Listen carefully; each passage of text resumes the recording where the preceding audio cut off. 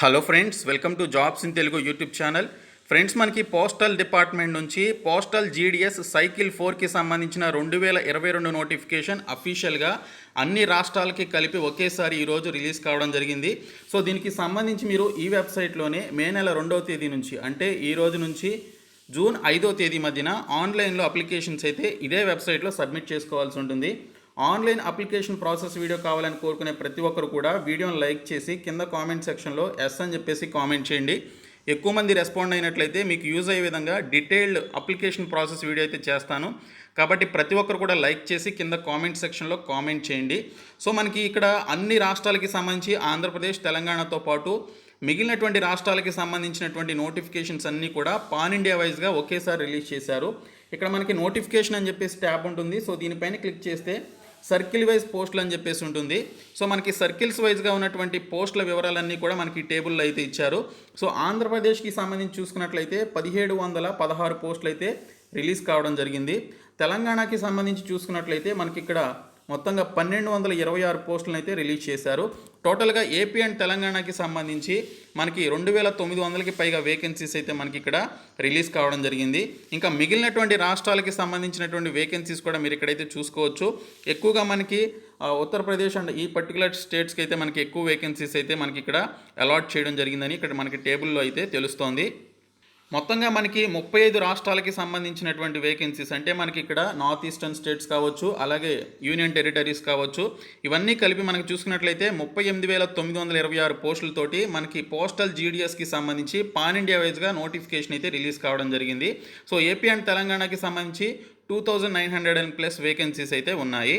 ఆంధ్రప్రదేశ్లో కేటగిరీ వైజ్గా ఉన్నటువంటి వేకెన్సీస్ చూసుకున్నట్లయితే మనకి యూఆర్ క్యాండిడేట్స్కి 755 పోస్టులు, ఓబీసీ క్యాండిడేట్స్కి 333 పోస్టులు, ఈడబ్ల్యూఎస్ క్యాండిడేట్స్కి 224 పోస్టులు, ఎస్సీ క్యాండిడేట్స్కి 220 పోస్టులు, ఎస్టీ క్యాండిడేట్స్కి 123 పోస్టులు ఉన్నాయి. ఇంకా పీడబ్ల్యూడీ క్యాండిడేట్స్ కూడా కొన్ని వేకెన్సీస్ ఉన్నాయి. టోటల్గా ఆంధ్రప్రదేశ్లో అన్ని కేటగిరీలు కలిపి 1716 పోస్టులు ఉన్నాయి.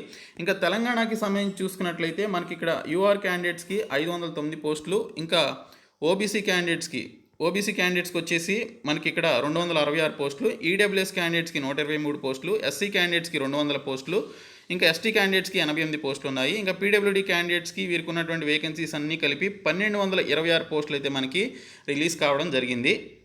ఇంకా ఈ రిక్రూట్మెంట్కి సంబంధించినటువంటి క్వాలిఫికేషన్స్, ఏజ్ లిమిట్ అన్నీ కూడా మనకి ఇక్కడ ఈ పర్టికులర్ నోటిఫికేషన్లో మెన్షన్ చేయడం జరిగింది. ఈ నెల 2వ తేదీ నుంచి మీరు జూన్ 5వ తేదీ మధ్యన అప్లికేషన్స్ అయితే సబ్మిట్ చేసుకోవాల్సి ఉంటుంది. సో ఈ పోస్టులకి సంబంధించి బీపీఎంకి సంబంధించి బ్రాంచ్ పోస్ట్ మాస్టర్కి సంబంధించి 12,000 రూపాయల శాలరీ అయితే ఇస్తారు. సో 4 అవర్స్కి సంబంధించి మీరు లేదా అంతకంటే ఎక్కువ పనిచేసినందుకు. సో ఇక్కడ మనకి 12,000 ఇస్తారు బీపీఎంకి.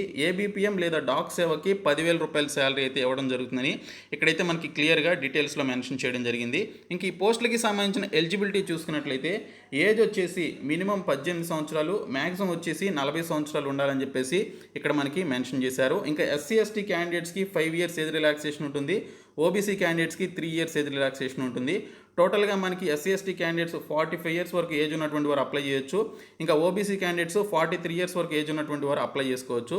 ఈడబ్ల్యూఎస్ క్యాండిడేట్స్కి ఎటువంటి ఏజ్ రిలాక్సేషన్ అయితే లేదని మెన్షన్ చేశారు.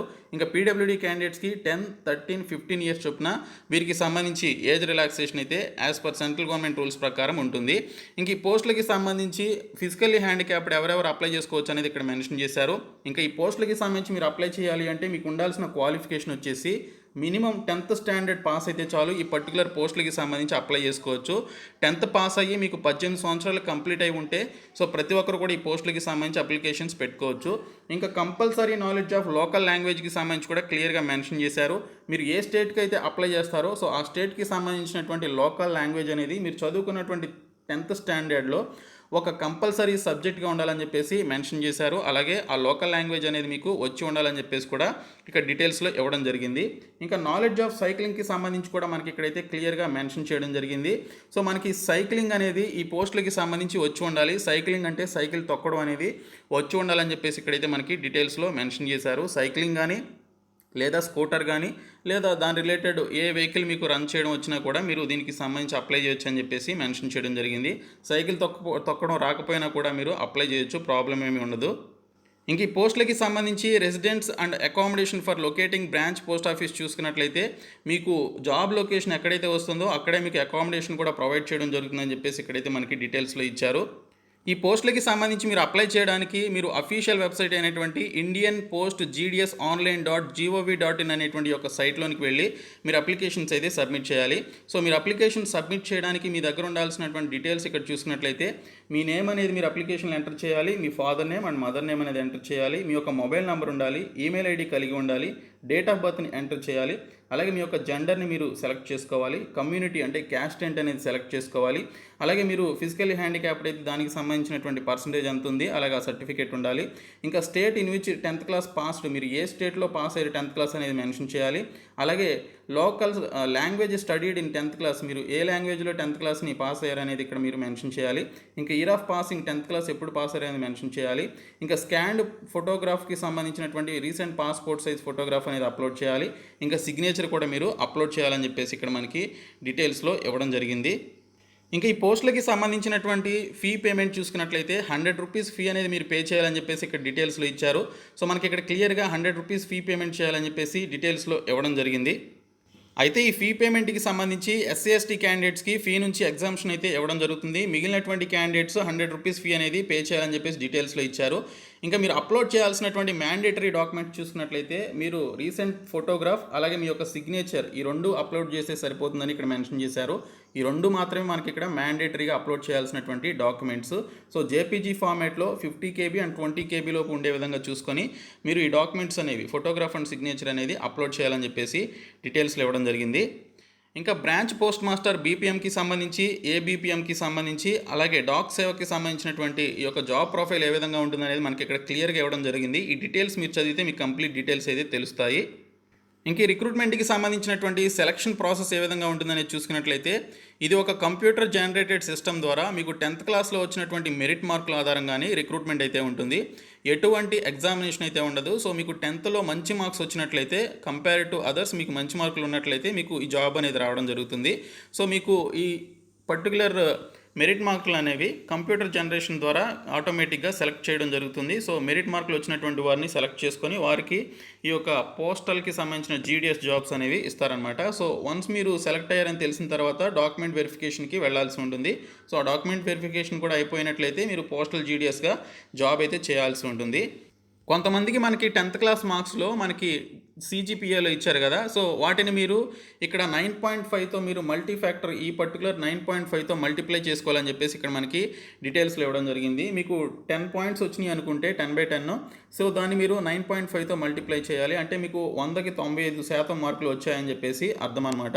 తర్వాత మీకు ఇక్కడ CGPA మీకు ఇక్కడ 9 వచ్చింది అనుకోండి, దాన్ని 9.5తో మల్టిప్లై చేయాలి. 8 వస్తే దాన్ని 9.5తో మల్టిప్లై చేయాలి. మీకు CGPA అనేది ఎంత వచ్చినా కూడా గ్రేడ్ పాయింట్స్ మీరు మల్టిప్లికేషన్ ఫ్యాక్టర్ 9.5తో మల్టిప్లై చేయాలని చెప్పేసి ఇక్కడ మనకి డీటెయిల్స్లో క్లియర్గా ఇచ్చారు. సో అలా మల్టిప్లై చేసి 100కి సంబంధించి మీకు ఎన్ని మార్కులు వచ్చినాయి అనేది మీరు అప్లికేషన్ ఫిలప్ చేసేటప్పుడు మెన్షన్ చేయాలని చెప్పేసి డీటెయిల్స్లో ఇవ్వడం జరిగింది. సో ఈ విధంగా మనకి నోటిఫికేషన్ అయితే రిలీజ్ అయిందండి. సో ప్రతి ఒక్కరు కూడా ఈ రిక్రూట్మెంట్కి సంబంధించి 10th పాస్ అయ్యి 18 ఇయర్స్ ఏజ్ ఉన్నటువంటి వారు అప్లికేషన్స్ అయితే సబ్మిట్ చేయండి. నేను మీకు డిస్క్రిప్షన్లో నోటిఫికేషన్ అండ్ అప్లికేషన్కి సంబంధించినటువంటి అఫీషియల్ వెబ్సైట్ని ప్రొవైడ్ చేస్తాను. సో ప్రతి ఒక్కరు కూడా అప్లై చేయండి. అలాగే అప్లికేషన్ ప్రాసెస్ వీడియో కావాలని కోరుకునేవారు ప్రతి ఒక్కరు కూడా లైక్ చేసి కింద కామెంట్ సెక్షన్లో ఎస్ అని చెప్పేసి కామెంట్ చేయండి. సో ఈ వీడియోని మీ ఫ్రెండ్స్కి షేర్ చేయండి, మన ఛానల్ సబ్స్క్రైబ్ చేయండి. Thank you so much guys.